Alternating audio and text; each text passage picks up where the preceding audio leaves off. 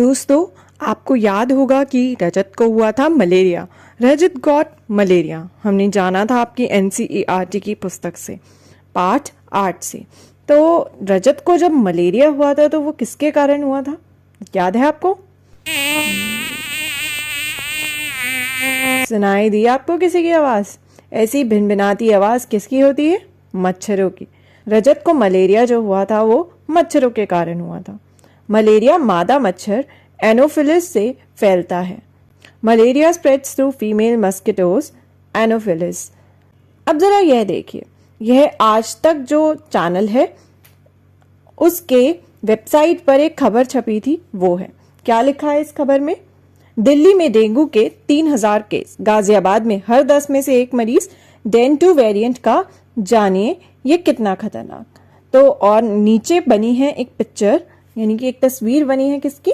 मच्छर की, क्योंकि जो डेंगू है वो भी फैलता है किससे? मच्छर के कारण।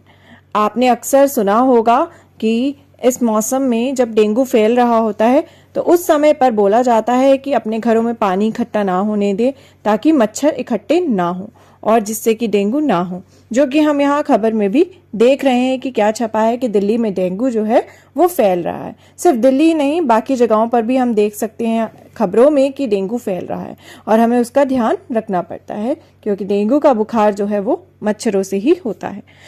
तो जो मच्छर है उनके कारण दो बीमारियां हमने देखी जो होती हैं।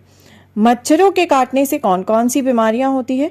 व्हाट डिजीज आकर ड्यू टू मस्किटो बाइट्स? कौन कौन सी? एक तो हमने देखा था रजत को कौन सी बीमारी हुई थी जो मादा मच्छर के काटने से होती है, फीमेल मस्किटो के काटने से होती है, वो थी मलेरिया। और दूसरी बीमारी कौन सी है? दूसरी बीमारी है डेंगू, जो आजकल काफी फैल भी रहा था। तो यह दो बीमारियां तो हमने देखी जो कि मच्छरों के काटने से होती हैं। पर क्या आप इनके अलावा कोई और बीमारी जानते हैं जो मच्छरों के काटने से होती हो? What disease occur due to mosquito bites? और उनसे बचने के लिए हम क्या क्या कर सकते हैं, जरा सोचिए।